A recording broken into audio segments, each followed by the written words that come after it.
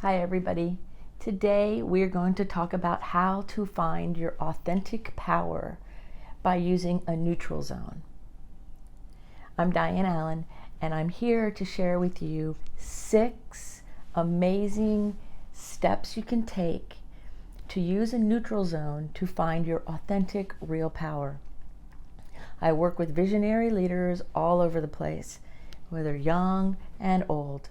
And the big thing that comes up all the time is authenticity. But more than that, it's the authentic power that they're looking for. We're all looking to have our own inner power show up in a way that's productive, successful, and makes us feel alive and happy and great, right? And so authentic power is not about ego, it's not about control, it's not about fear. But what it is about living from who you really are, your core self, and allowing that core of you to show up in the world in a magnificent way, whatever that looks like. It can come in many forms. It could come in the form of how you do the dishes, how you pet your dog, how you interact with other people, how you treat yourself when no one's looking. That's our authenticity. What we're doing on the outside to pretend, that's not our authenticity, that's pretending.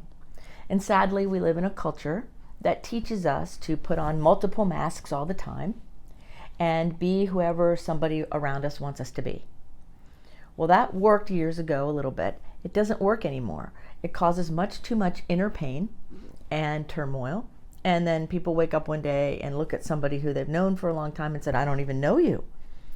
And it's not because somebody necessarily was wrong. I don't want to look at it that way, but I do see it as if I'm out of alignment with who I am authentically and stepping into my power authentically, then people, including myself, get a different viewpoint of who I really am.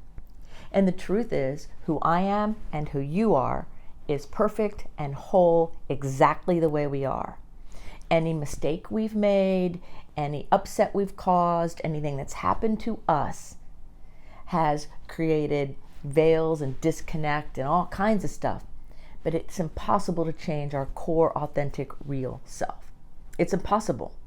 That's how come sometimes people who've been through huge diversity can come out even more bright because they're trying to save their life in a lot of ways, have to go deep within and connect to that authentic core power in order to show up in the world, and sometimes in order to stay alive. I work with a lot of people who have suffered with addiction over the years, and that's that story. You can stop using, but you have to go deep within if you want to feel alive.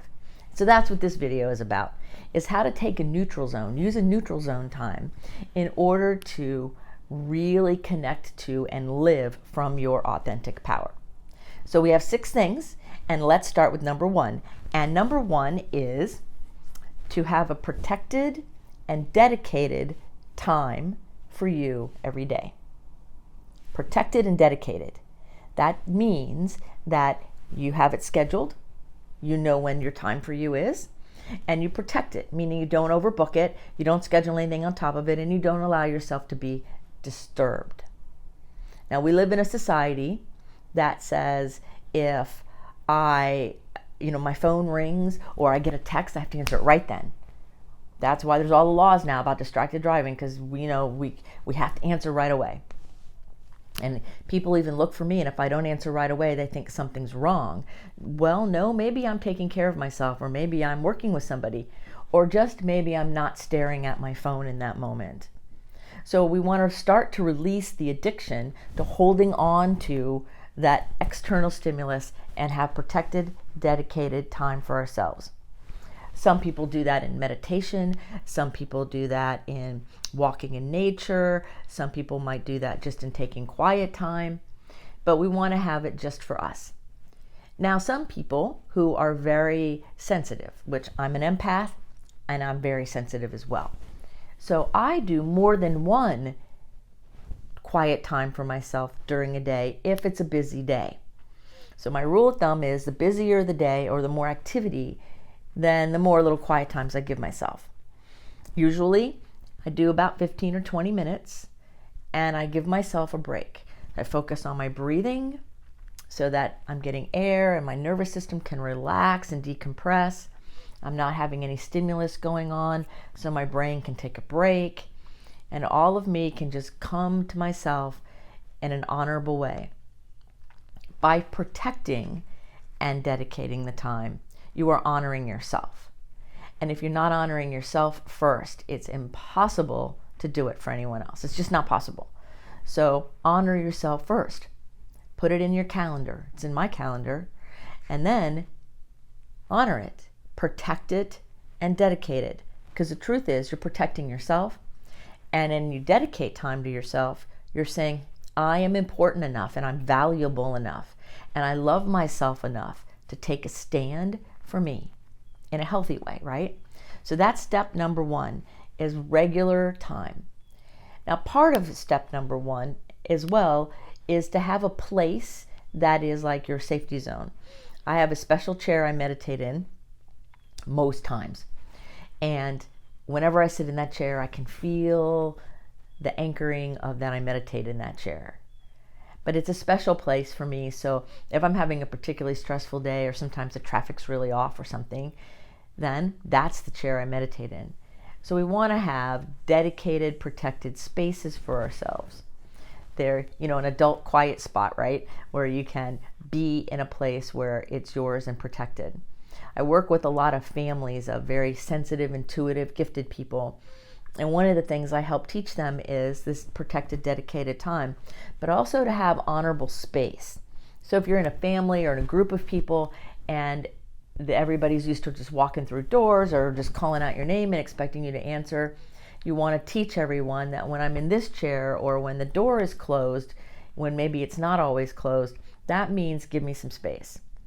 So I had a mom one time and she had all these young children and she was like, oh my God, I can't get the dedicated time and space. And so finally she figured out that if she went to the bathroom, people wouldn't knock on the door and bother her when she was in the bathroom. So she would go in there and just sit down on the floor and take herself 10 or 15 minutes and then go back out again and everything was fine. So you could be creative and find a way to have time and space that's protected and dedicated from yourself. That's a neutral zone. That's a place where you can connect to your authentic power to move forward. So here's number 2. Begin a log of all your insights and awarenesses that you have when you're in this neutral zone time. So I have a hardbound book because I believe if your life is worth living, it's worth recording. So I have a hardbound journal that's really pretty that I like. I also have a pen that I love to write with that does not drag, it feels good to my hand, it's the right weight. So I suggest you invest in those things. And then you have a log. It's not the same as journaling necessarily. For me, the log is, I had this idea or this awareness.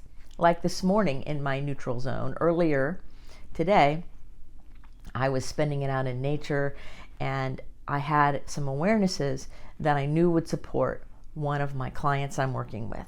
We had a very long session yesterday and I just had all these awarenesses. So immediately when I was done with my neutral zone time, I wrote those things down on a log. Our brain will forget them and I don't want to forget it. And the awarenesses most likely apply to me and or others as well. So then I can go back and look at it and see how I want to proceed, what I want to share with my client or what to do with it.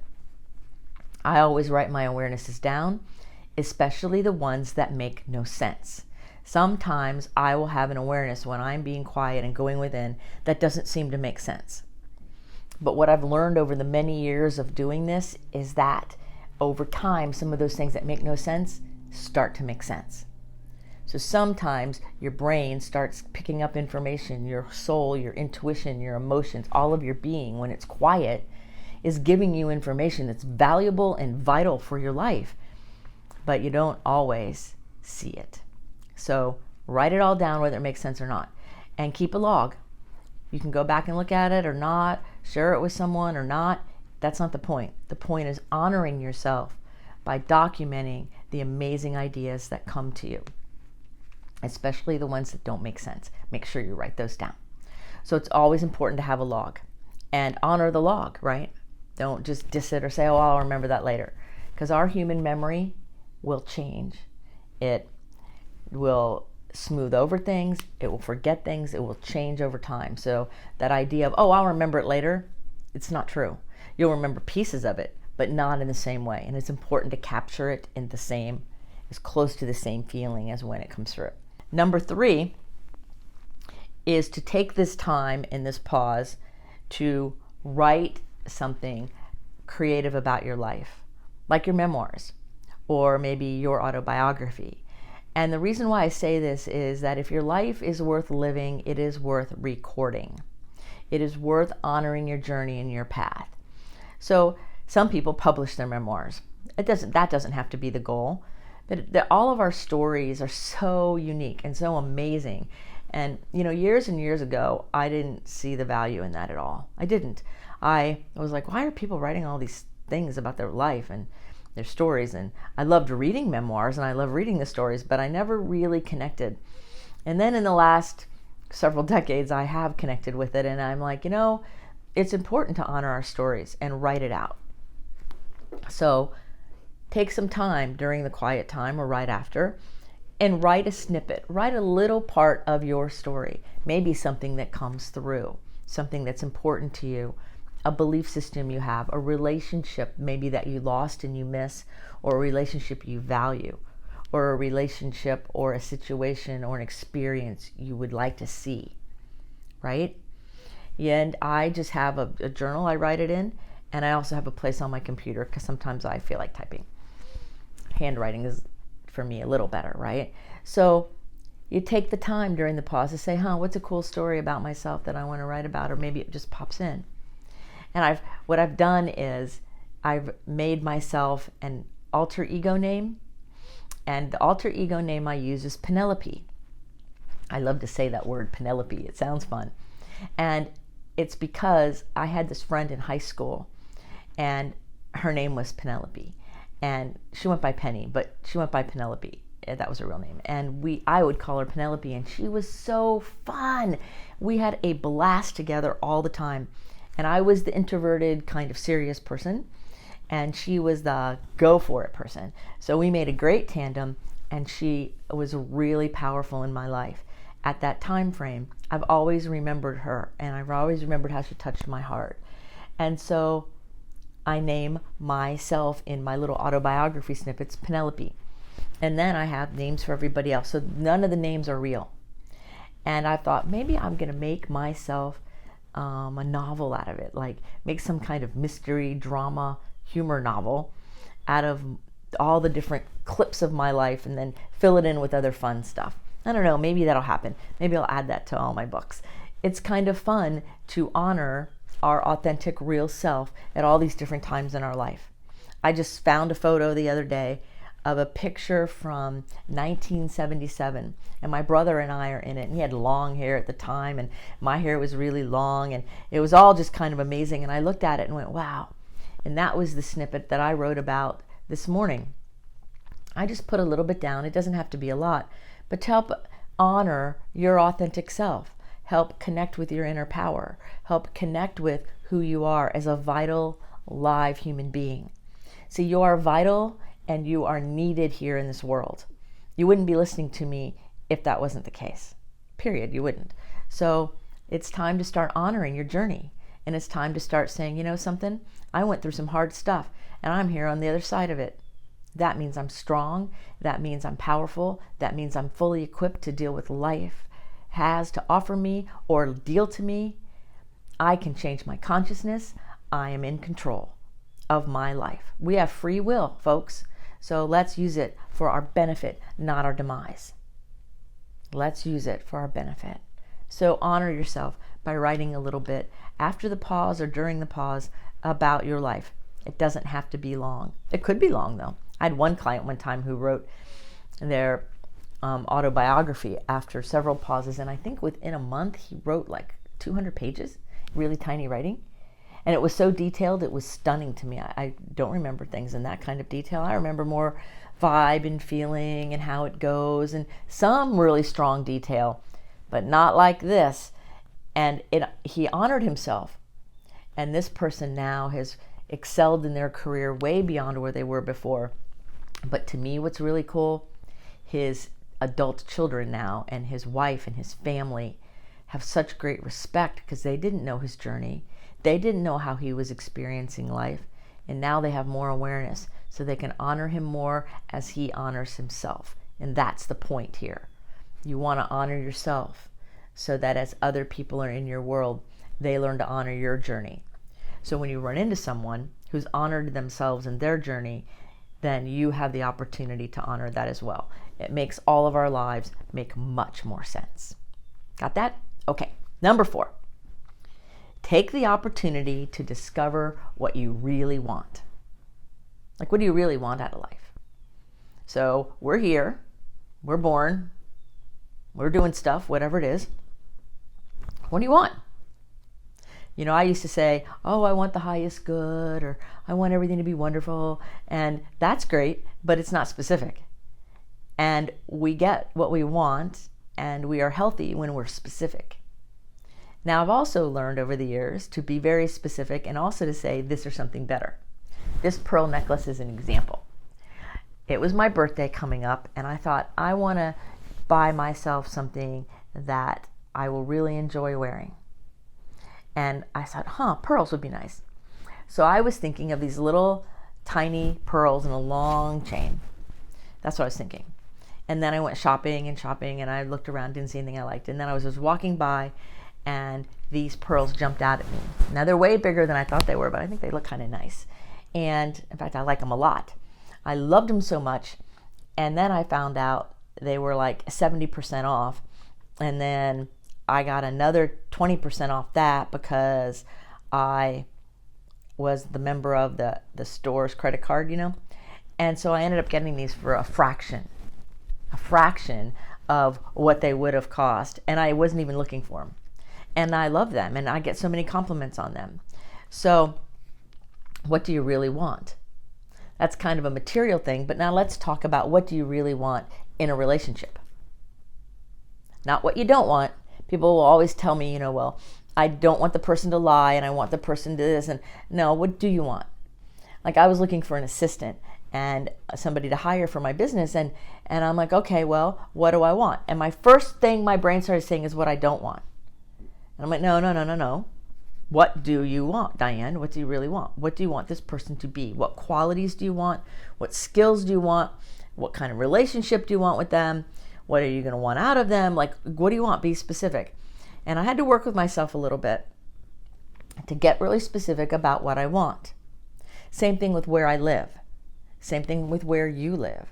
If you're sitting here and you're talking to me, you're listening to me, and you're going, well, I don't really know what I want, then how will you know when you get it? Like, I had a client a little while ago who said, I want to be happy. I said, okay, well, what's happy? Describe happy. And he couldn't. He goes, well, I don't really know. I just want to have it. I said, okay, well, let's talk about what's missing that makes you think you're not happy.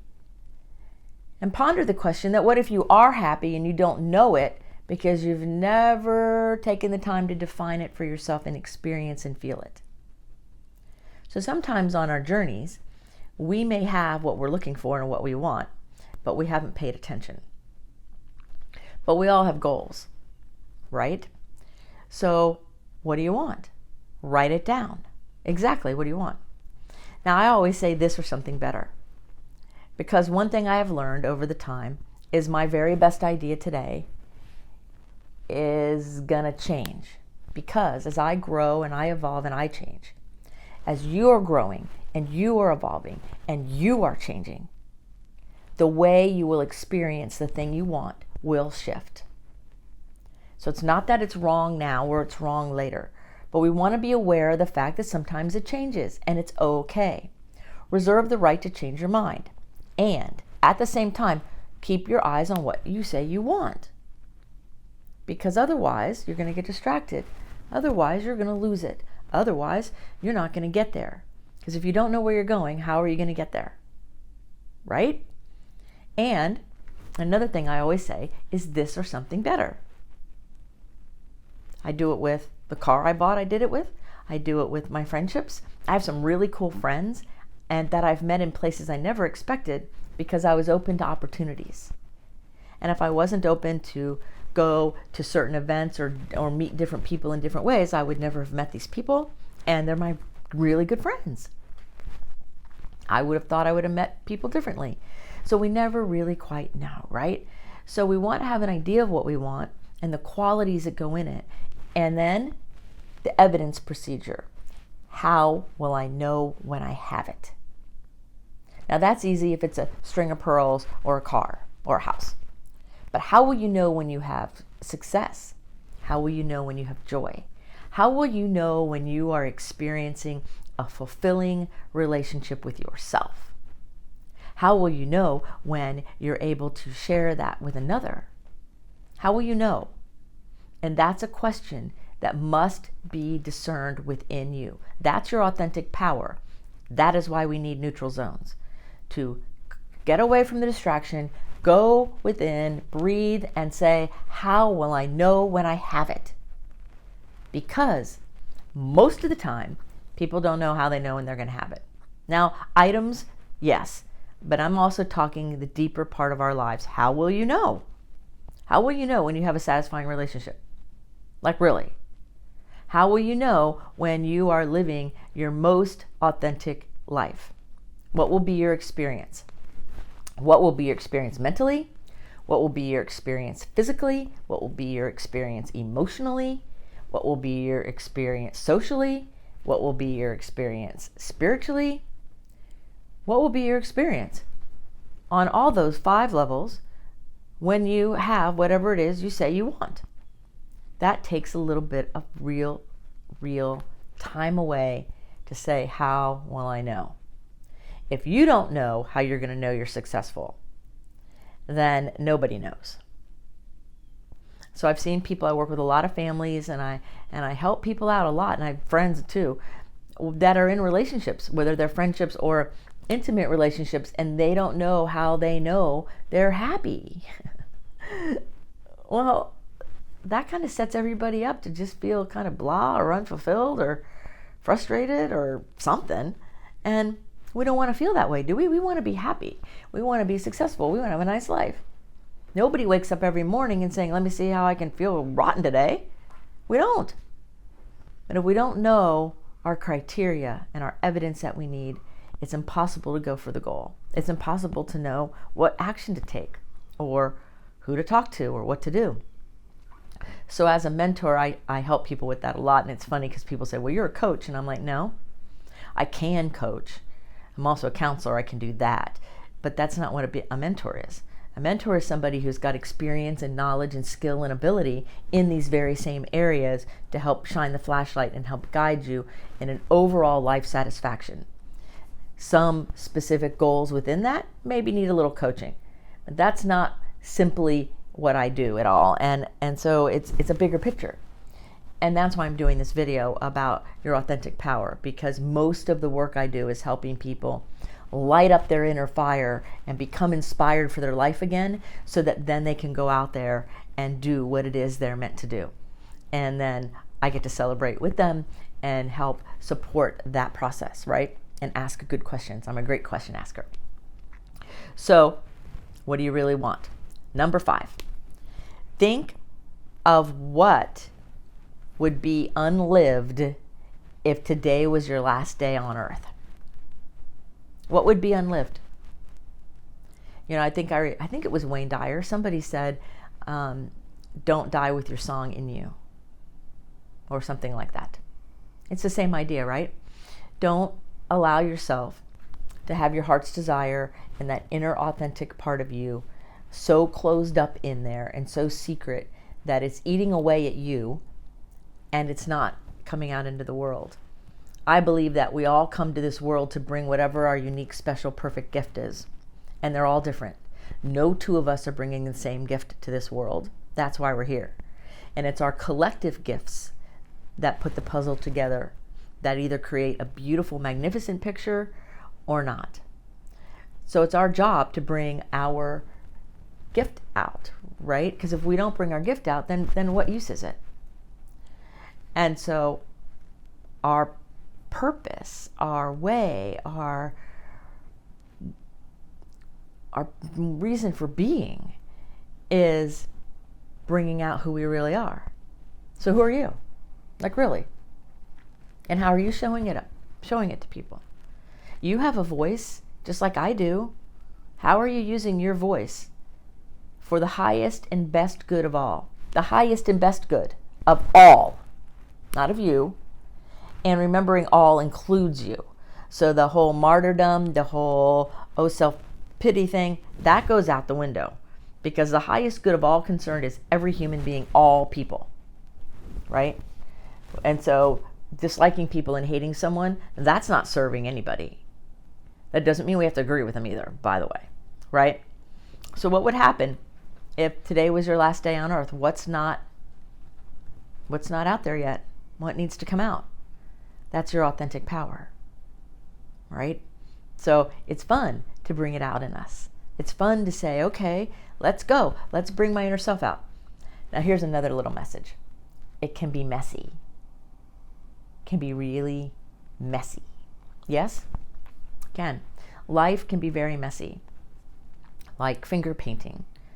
I used to own a preschool many years ago, and we used to finger paint and with the little kids. And what we did is we took this, I think some kind of soap, I can't remember now, powdered soap, and we'd make just enough water and make a paste, and we'd use food coloring to make the colors.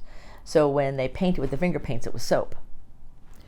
And then when they washed their hands, all the color would wash away, right? And down the sink. And so I kind of think of it that way a little bit, like we can finger paint, it gets really messy, but we can just add a little water and cleanse it, and everything's beautiful again. And have a clean white slate, and we get to play again. So what is it in you that's burning that needs to come out? And one of those, part of my unique skill in that is my intuition, where I can help see it with people and dial into them a little bit and say, okay, if I'm listening from my heart to your heart, and I'm on this deeper level with you, and it's just not the words, then where are we going? Where do you want to go, right? Where do you want to go? What do you want to bring to the world? I know you have a purpose in there, and I know you have a mission, and I know you want to bring it out. I know that. I also know that some people have been chided or upset or hurt or made fun of or bullied. And therefore they have stuffed that beautiful, authentic vision way deep inside. And so now is the time to bring it out, to start to heal, reconnect to yourself. That's what healing means. And to start allowing your real self to show up in safe ways. Because it's not okay to be bullied. I've been bullied. I've had it happen. I understand. And the more you step into your power with a safe person, the better your life becomes. And I had to step into my power with safe people. Multiples difference of people through my life that had to be safe in order for me to step into my power. And I'm inviting you to find safe people to help you step into your power. It's important. It matters, and you matter. Period. You matter. I know you do. So, if you need a safe person, I'll help you find one. Seriously, I will. I'm good at that. Because it's time. It's time for you to be free of that inner disconnection and to be free of any suffering and to bring out your power. So let's go for it. We don't want you to die with your music in you. It's time to be moving in a way that really serves you. So what would be unlived if you left Earth today? And what are you going to do to bring it out? It's not meant to be morbid. It's not meant to be, oh no, I don't want to think about that. No, it's meant to say, okay, well, what would I do? Really? And then that's what really matters, okay? So then number 6 is take a few days for your own health and well-being, kind of like a sabbatical, a retreat.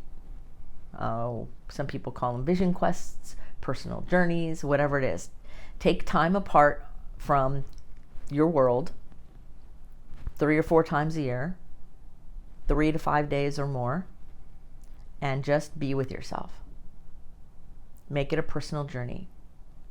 I have one scheduled coming up here in a few weeks, and I will be disconnecting from most of, society, so to speak, and I'm going out to a really cool place in nature on the beach because I love the water. And I will be writing, and I will be journaling, and I will be meditating, and I will be doing things that feed my soul. Good music. I'm going to a city that has amazing culture and amazing live performances, and I'll be participating in that because those things feed me. So you need to decide what feeds you. Is it the mountains or the desert, a certain city? Or maybe it's what we all call staycation, right? Close the door, turn off everything, tell everyone you're on vacation and stay home. I've done that before. Tell everybody I'm leaving and then I'm really not anywhere, I'm home. And everybody thinks I'm gone, so I have peace. And it's okay to do that. So, several times a year, take time for you, for your own little personal retreat, your own little personal, I call them sabbaticals. My other friend calls them vision quests. It's the same kind of idea of going within to let yourself recharge your batteries in a way that serves you. So no two of us are going to do it exactly the same. 10 of us might all go to the beach, but we're still going to recharge differently, right? So what recharges you? I'm a little bit more introverted, so my plans have a lot of alone time and some time with other people. Friends that are going to come join me for bits. Another friend of mine is very extroverted. So she plans her time with tons of friends and tons of activity, and that's what feeds her soul. And then I have another friend who's kind of in the middle of us. He's hilarious, but he does kind of a little bit of both. He'll spend the first half of his time away by himself and the rest of it with somebody else. There's no wrong way again. There's just your way. But what's the important thing I want you to hear me say here is that it's important to invest in that time for yourself. Many years ago, I didn't do this. And I was burned out most of the time, stretching beyond what I needed to, and I wasn't really as happy as I could be. I was okay, but I wasn't really fulfilled and happy deep within because I was going like a machine. So I tell people, you're not a machine, right?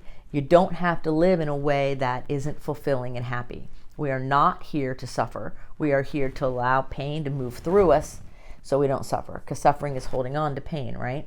Pain is disconnection from our source. That's it. Disconnection from our source. Don't need to label it any further. We want to be connected. We get connected by getting away from all of the disconnection. Like I work with a lot of gifted people, and a lot of them are coming away from electronics. I have a lot of books out, and I think 7 now or something.